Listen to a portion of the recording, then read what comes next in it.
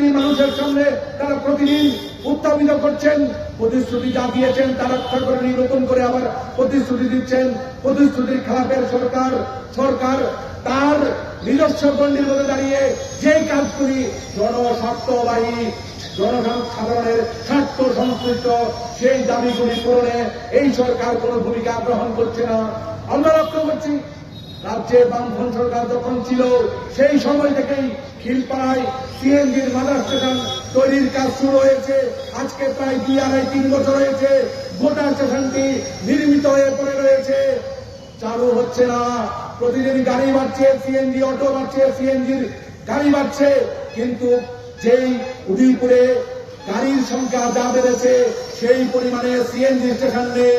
অথচ খিলপাড়ায় নির্মিত হয়ে আছে, 2-3 বছর হবে সে সিএনজি স্টেশনটি সরকার TNGCL এখনো চালু করছেন না।